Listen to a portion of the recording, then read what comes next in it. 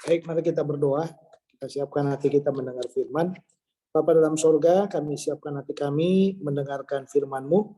Biar Roh Kudus berbicara kepada kami semuanya, supaya di dalam hikmat, marifat, dan pengilhaman daripada Roh Kudus, kami boleh memahami firman ini dengan baik, dan kami gunakan di dalam setiap perjalanan hidup kami.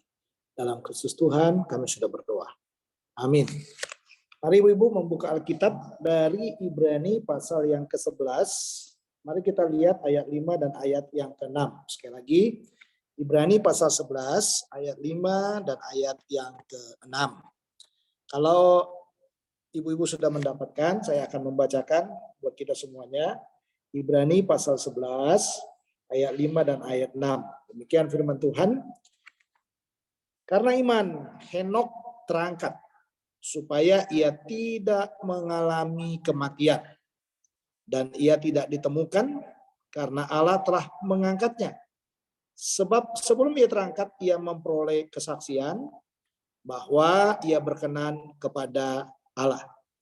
Tetapi tanpa iman, tidak mungkin orang berkenan kepada Allah. Sebab barang siapa berpaling kepada Allah, ia harus percaya bahwa Allah ada dan bahwa Allah memberi upah kepada orang yang sungguh-sungguh mencari Dia. Bapak Ibu, saudara-saudara yang dikasihi oleh Tuhan, Ibu-ibu sekalian, kita paham dan sungguh paham mengerti tentang yang namanya iman. Ya, di dalam ayat 6 sebenarnya mengontraskan semuanya. Apa yang dialami oleh Henok dikunci oleh Tuhan dengan kata tetapi tanpa iman tidak mungkin orang berkenan kepada Allah. Ya, saya rasa iman ini yang menjadi dasar segalanya buat orang Kristen, orang percaya ya. Karena iman ini menjadi langkah awal kita memulai hidup baru dengan Tuhan. Ya.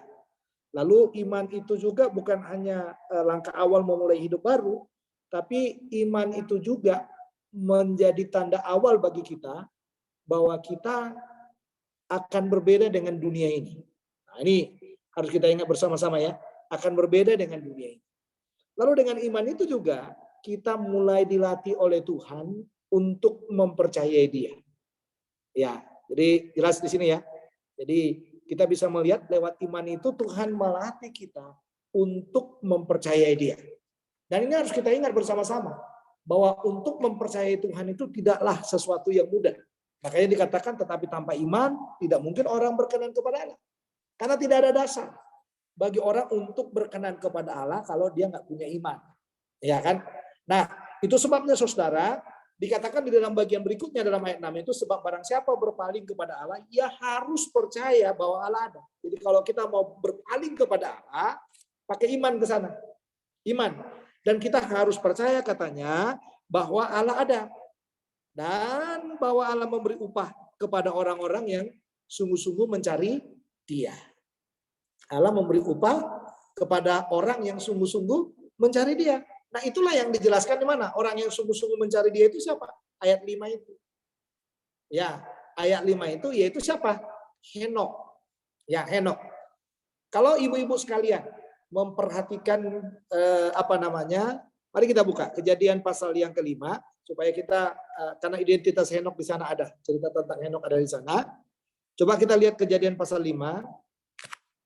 Ya, ini sebenarnya bicara tentang keturunan Adam. Ya, keturunan Adam.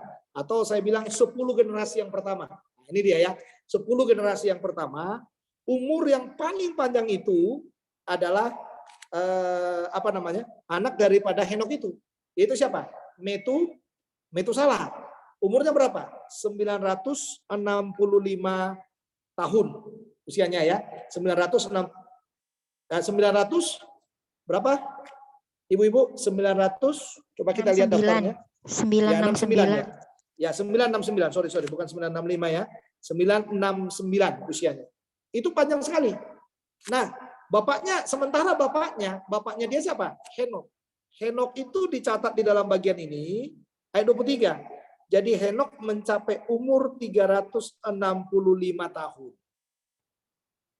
Anaknya tadi katakan 96. Ya, 969 ya. Ya. Di ayat 27. Ya, ayat 7. Coba lihat di situ ayat 27. Ayat 27. Coba kita lihat ayat 27. Jadi Metusala mencapai umur 969 tahun. Lalu ia mati. Tadi saya katakan Metusala itu anaknya siapa? Anaknya Henok. Henok itu umurnya singkat sekali. Karena kalau saudara lihat semua daftar ini, umurnya Henok itu paling singkat. Umurnya dia katanya 365 tahun. Ya. Umur panjang itu perlu nggak? Perlu. Panjang umur itu perlu nggak? Perlu. Ya. Dalam segala sesuatu itu perlu. Tapi gini, dalam perputaran usia yang Tuhan berikan kepada kita, nah ini dia. Ya, dalam perputaran usia yang Tuhan berikan kepada kita, kan ada orang yang umurnya panjang baru dia meninggal. Ada umurnya yang sangat pendek sekali, dia sudah meninggal. Ada umurnya mungkin di tengah-tengah, dia sudah meninggal. Lalu sekarang lihat dalam bagian ini. Apakah orang-orang yang umurnya pendek lalu kita katakan dia tidak beriman kepada Tuhan?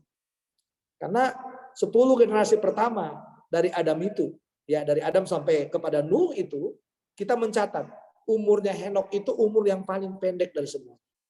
Ya, jadi umurnya hanya mencapai 365 tahun. Waktu dia memperanakkan Metusala itu, coba lihat di dalam ayat yang ke-21. Setelah Henok hidup 65 tahun, ia memperanakkan Metusala. 65 tahun ya. 65 tahun dia memperanakkan Metusala. Lalu dan Henok hidup bergaul dengan Allah selama 300 tahun lagi. Setelah itu ia memperanakkan Metusala dan ia memperanakkan anak-anak laki-laki dan perempuan.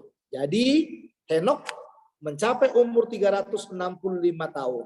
Kata kuncinya apa? Dan Henok hidup bergaul dengan Allah. Lalu ia tidak ada lagi sebab ia telah diangkat oleh Allah. Jadi jawabannya begini. Orang yang beriman, ciri khasnya adalah hidup bergaul dengan Allah. Jadi dalam arti begini, dalam limit usia kita ini jangan dipermainkan usia kita. Jadi kalau Tuhan sudah menumbuhkan iman dalam usia yang Tuhan berikan kepada kita itu, marilah berbeda dengan dunia ini. Ya kan? Marilah berbeda dengan dunia ini. Karena dikatakan dan Henok hidup bergaul dengan Allah selama 300 tahun lagi. 65 tahun bergaul dengan Allah. Lalu dikatakan 300 tahun lagi masih bergaul dengan Allah. Dia mendapatkan Metusala bergaul dengan Allah.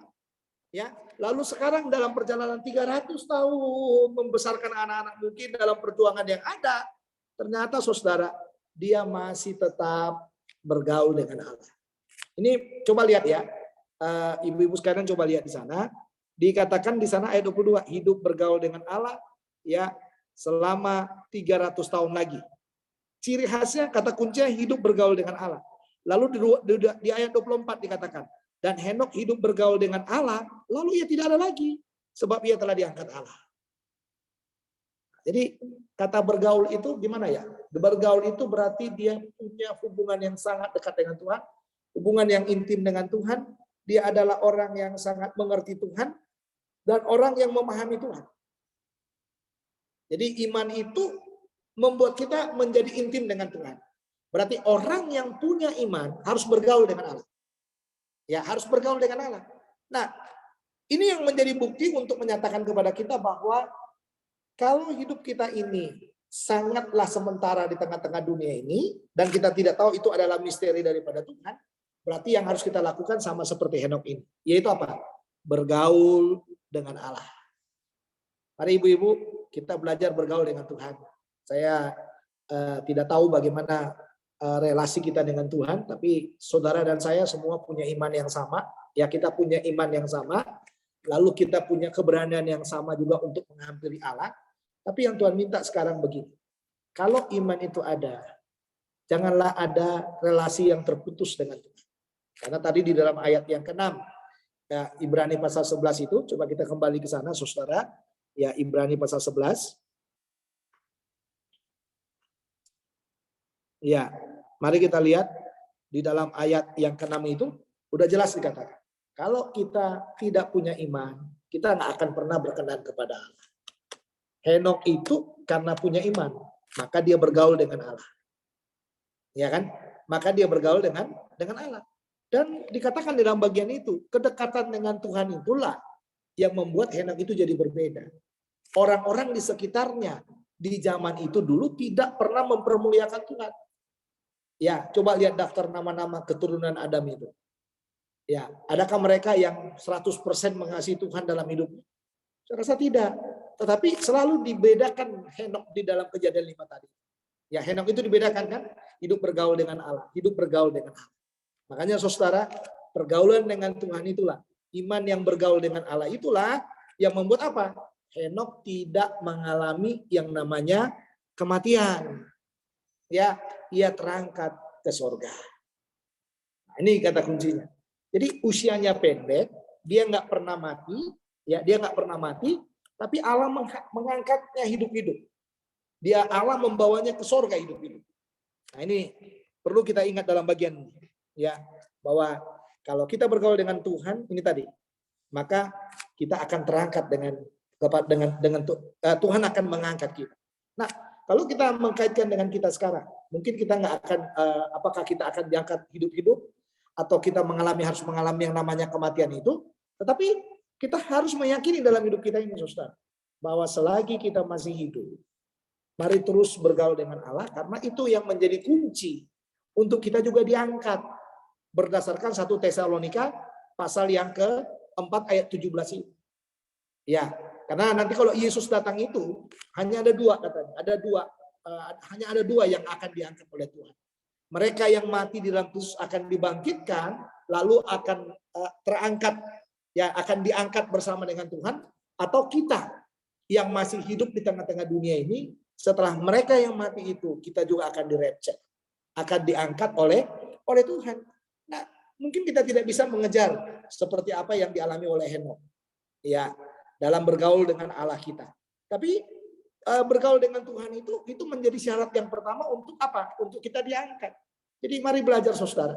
Kita harus percaya bahwa kita orang-orang percaya ini akan di-rapture, akan diangkat oleh Tuhan.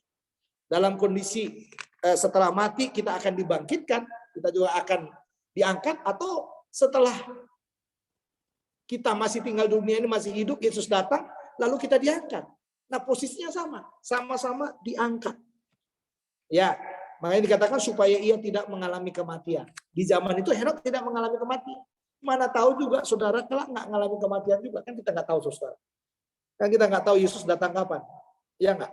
Ya tapi yang jelas yang mati dibangkitkan, yang hidup diangkat. Berarti masih ada yang hidup yang tinggal di tengah-tengah dunia ini waktu Yesus datang. Nggak semua orang akan mati. Ya akan mati. Nah, tetapi yang menjadi kuncinya dikatakan di dalam bagian ini, dan ia tidak ditemukan karena Allah telah mengangkatnya. Sebab sebelum ia terangkat, nah ini bagian yang kedua. Ya, jadi iman yang bergaul dengan Tuhan itu akan membawa kita kepada pengangkatan.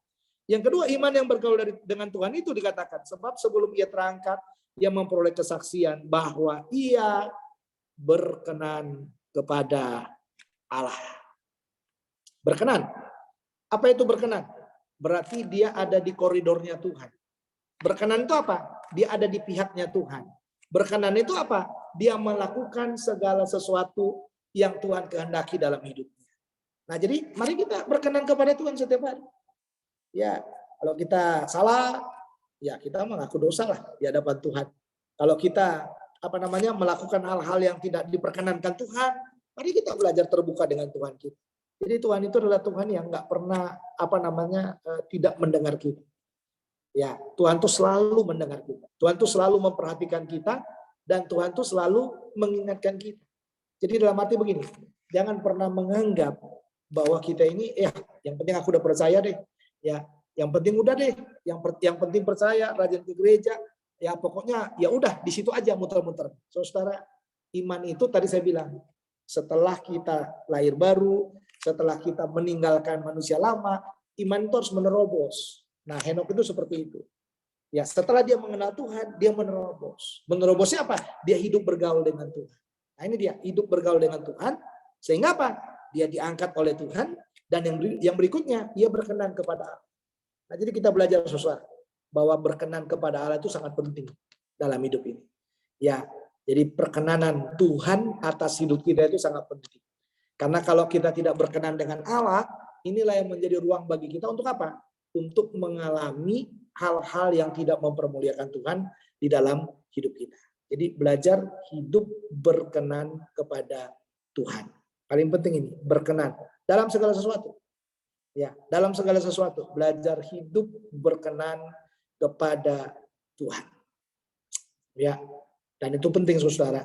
Karena berkenan kepada Tuhan itu adalah sesuatu yang mutlak. Karena banyak kita orang-orang percaya kadang-kadang nyeleneh. Apalagi dengan munculnya ajaran sekarang, ajaran hyper grace itu yang menekankan bahwa Tuhan itu kan sudah mati buat kita, mati untuk dosa yang lalu, dosa sekarang, dan dosa yang akan datang. Ya, jadi karena dia katakan begini, kalau gitu ya udahlah, katanya gitu. Ngapain capek-capek? Tuhan tuh tahu kapan kita memperkenankan Dia. Tuhan tuh tahu kapan kita jatuh. Tuhan tuh tahu. Nah itu Tuhan tuh tahu. Iya benar, Tuhan tuh tahu. Gitu. Justru karena Tuhan itu tahu, kalau saya balik ya, saudara, justru karena Tuhan itu tahu kelemahan-kelemahan kita, maka kita harus belajar menyerahkan kelemahan-kelemahan kita itu kepada Tuhan. Ya, jadi dalam arti apa? Tidak ada di antara kita yang bisa membenarkan diri di hadapan Tuhan. Jadi kita harus selalu belajar bagaimana Tuhan yang senantiasa membenarkan kita, yang sudah membenarkan kita itu, terus akan memperkenankan kita. Jadi dua ini ya, ibu-ibu ya. Jadi iman yang bergaul dengan Allah itu, ya tandanya itu dikatakan yang pertama, iman itu akan membawa kita kepada pengangkatan. Dan yang kedua adalah iman itu akan membawa kita kepada perkenanan Allah. Kuncinya dikatakan Henok itu kata kuncinya iman yang bergaul dengan Allah. Ya, mari kita bergaul dengan Tuhan. Kita yang hidup di masa Kristus ini, di masa kasih karunia ini, saya rasa untuk bergaul dengan Allah tidak sulit bagi kita. Aturan-aturan yang ada yang Tuhan buat tidaklah sesuatu yang menyulitkan bagi kita. Karena ada tubuh dan darah Yesus yang telah menggaransinya. Yesus sudah mati bagi kita. Kita sudah mati bersama dengan Kristus dan kita sudah dibangkitkan bersama dengan Kristus. Jadi tidak ada alasan bagi kita untuk tidak menyukakannya. Tidak ada alasan bagi kita untuk tidak memperkenankannya. Mari siapkan hati kita kepada pengangkatannya Tuhan itu. Ya, atau pengangkatan waktu kita hidup diangkat oleh Tuhan, atau kita diistirahatkan oleh Tuhan, kita tidak mengerti semua. Tapi pada intinya yang mati dan hidup akan diangkat. Itu disebabkan kenapa? Punya iman. Karena kata kuncinya juga untuk pengangkatan itu harus ada iman. Kalau nggak ada iman ya nggak akan ada diangkat. Ya, karena mereka yang mati dalam Kristus akan dikumpulkan bersama-sama dengan Kristus, ya kan? Dan nanti pada waktu nafiri berbunyi katanya, mereka yang mati dalam Kristus akan terlebih dahulu dibangkitkan, dan kemudian kita yang hidup akan diangkat bersama-sama dengan Kristus, bertemu bersama-sama dengan Kristus di awan-awan. Ya, jadi ini semangat nih saudara. Jadi kita udah lama ya tidak melihat yang seperti ini. Jadi kita bisa melihat bahwa patron pengangkatan Kristus itu menjadi semangat bagi kita untuk terus apa? Berjuang dalam iman percaya kita. Mari kita berdoa. Bapa dalam sorga, terima kasih buat firman. Kami sangat mengerti bahwa kami perlu bergaul dengan Tuhan. Bukan sekedar percaya dengan Tuhan, tapi percaya kami membawa kami hidup bergaul dengan Engkau. Dan biarlah Tuhan menolong kami, supaya kami senantiasa boleh memperkenankan Tuhan di dalam setiap kehidupan kami. Kami menjadi berkenan di hadapan Tuhan juga. Ya. Dan kami percaya ya Tuhan, bahwa Engkau Tuhan yang sangat mengasihi kami, yang sangat memberikan segalanya bagi kami. Kami lemah, banyak kekurangan, banyak dosa, banyak salah. Tapi kami percaya hari ini melalui tubuh dan darah-Mu juga. Kami mau belajar Tuhan, mengingat akan karya Kristus yang sudah mengasihi hidup kami. Dan biarlah Tuhan tolong kami, supaya kami boleh lebih dekat dan lebih mengasihi Tuhan di dalam setiap kehidupan kami. Terima kasih, terpujilah nama-Mu, dalam nama Tuhan Yesus. Kami bersyukur Tuhan, buat firman yang sudah kami dengarkan pada saat sore hari ini, biarlah termeterai dalam hati kami. Dalam nama Yesus kami sudah berdoa. Amin. Mari kita siapkan hati kita akan masuk dalam perjamuan. Ibu Nina nyanyi satu lagu lagi, lalu kita akan mengangkat roti dan cawan kepada Tuhan. Ku telah mati dan tinggalkan cara hidupku yang lama. Semuanya sia-sia dan tak berarti lagi. Hidup ini ku letakkan pada mezbah-Mu ya Tuhan. Jadilah padaku seperti yang Kau ingini. Ku telah mati dan tinggalkan cara hidupku yang lama. Semuanya sia-sia dan tak berarti lagi. Hidup ini ku letakkan pada mezbah-Mu ya Tuhan. Jadilah padaku seperti yang Kau ingini. Mari kita berdoa. Bapa, kami akan mengangkat roti dan cawan. Dan kami akan dipersekutukan dengan tubuh dan darah Yesus. Mohon ampun atas semua dosa, salah, pelanggaran yang kami sudah perbuat. Dan pada sore ini kami sungguh terbuka di hadapan-Mu. Bersihkanlah kami dari hal-hal yang tidak berkenan di hadapan-Mu.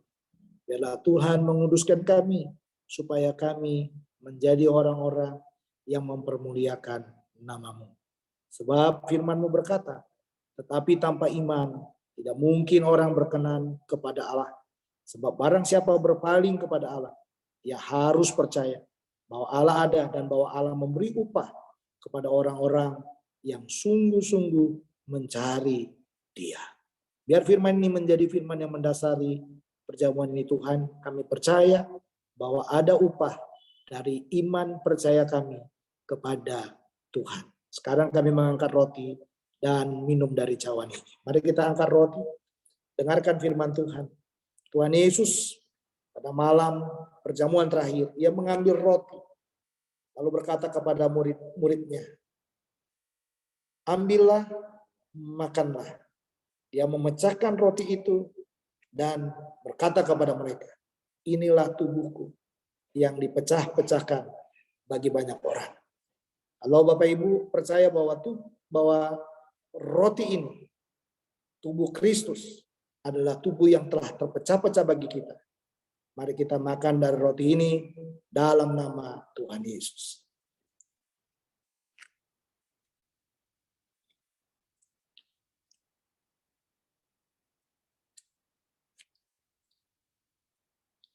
Mari kita mengangkat cawan. Kemudian Ia mengambil cawan, lalu berkata kepada murid-muridnya, minumlah kamu semua dari cawan.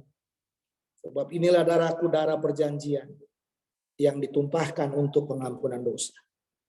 Kalau saudara percaya bahwa darah Kristus pernah tercurah untuk mengampuni dosa kita, marilah kita minum dari cawan ini dan dipersekutukan dengan darahnya.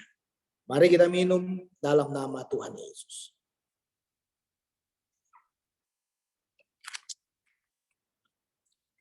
Mari bersyukur. Kalau ada yang sakit, taruh tangan di bagian tubuh yang sakit, saya berdoa buat saudara. Kalau ada yang punya masalah, angkat tanganmu kepada dia, saya berdoa juga buat saudara. Bapak dalam surga, lihat tangan-tangan yang ditaruh di bagian tubuh yang sakit. Hamba mendoakan dalam nama Yesus, kiranya Engkau sembuhkan. Mereka yang sakit sembuh dalam nama Yesus. Mereka yang bergumul dengan persoalan hidupnya sembuh dalam nama Yesus. Dan mereka yang susah juga, Tuhan angkat pergumulan-pergumulan hidup mereka. Sehingga semua mereka boleh mengalami kekuatan, mengalami pertolongan yang daripada Tuhan. Terima kasih Tuhan Yesus, buat kasih-Mu, buat pertolongan-Mu di dalam hidup kami. Kami ingat buat Ibu Ina Wahyu di Simatupang yang berulang tahun tanggal 29 Oktober kemarin. Kami berdoa untuk Ibu Ina supaya Tuhan menolong memberkati, dan Tuhan dengan usia pertama ini juga dia boleh bersuka cita. Dan terima kasih buat semuanya, orang-orang yang memperhatikannya pada saat ulang tahunnya. Dan Engkau memberkati mereka semuanya. Sehingga dengan usia yang bertambah ini, Ibu Ina boleh semakin mengasihi Tuhan dan memberikan yang terbaik bagi Tuhan. Semuanya kami yang ada dalam ruangan ini, biarlah kami disukakan oleh Tuhan, biarlah kami diberkati oleh Tuhan, biarlah kami dikuatkan oleh Tuhan. Ada yang sakit sembuh, dan semua yang kami lakukan, semua mempermuliakan nama. Saudara-saudara, marilah kita mengarahkan hati kita kepada Tuhan, kita mengangkat kedua belah tangan kita dan mengakhiri ibadah ini. Kasih karunia dari Allah Bapa, sukacita dalam Tuhan Yesus Kristus, serta persekutuan dengan Roh Kudus, kiranya menyertai kita semuanya. Mulai sore hari ini kekal selama-lamanya. Semua yang percaya katakan, amin. Baik, selamat sore, sukses semuanya. Tuhan Yesus memberkati kita. Terima kasih semuanya. Terima kasih, Pak Hermon.